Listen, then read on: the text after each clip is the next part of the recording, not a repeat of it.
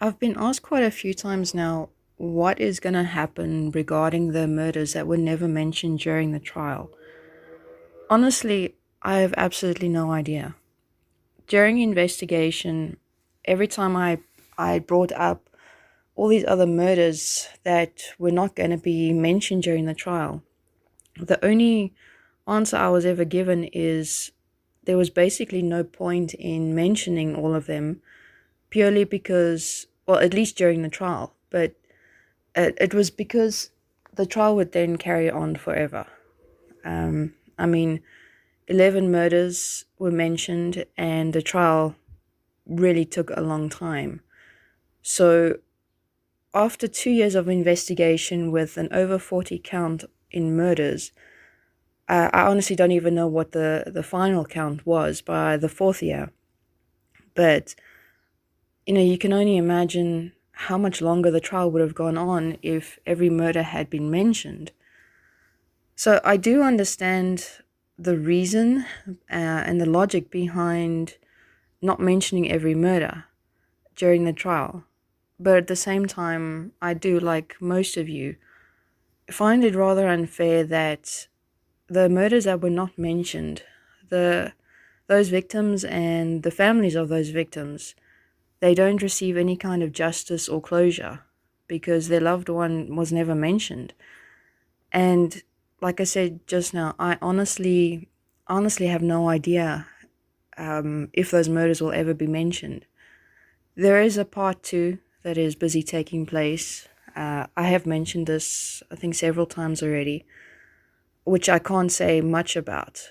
But I don't know. Maybe those murders are currently linked to part two. I haven't got much information regarding what's going on in part two yet. I do to some degree, but I honestly wish I could give an answer to this question, and I can only hope that the remaining murders, or at least a bulk of the remaining murders, will be mentioned in part two, because it is completely unfair. I mean, even though I do understand the logic behind not mentioning them all on trial, because the investigators just wanted to get this group locked away as soon as possible to preserve other lives. But, there is no justice, there is no closure for the other victims and their families. So, I mean, I do completely agree. It is unfair, and I honestly wish I could give an answer. And, regarding part two, from what I do know, from even before part two started, there is at least a slight possibility that some of the murders that were not mentioned, I do know of one murder that was not mentioned that is already linked to part two. So I can only think that at least some or a fair amount of the murders that were not mentioned are going to be linked when part two is finally out in the open.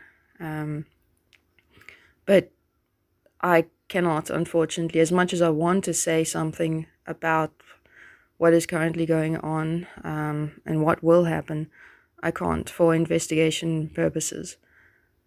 I just know it's very far from over, and I really do hope that the other murders are mentioned.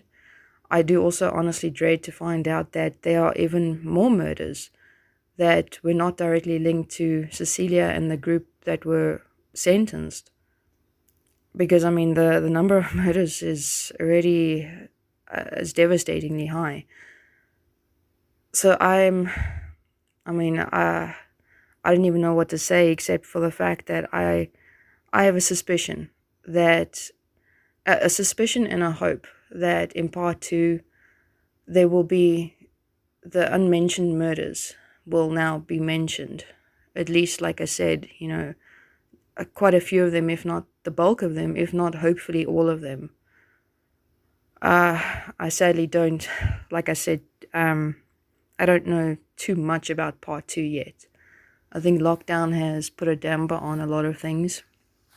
But, I mean, all I can say is I hope that the victims that were not mentioned will finally get some kind of justice, and their families will get some kind of closure eventually, even if it's waiting until part 2 is finalized.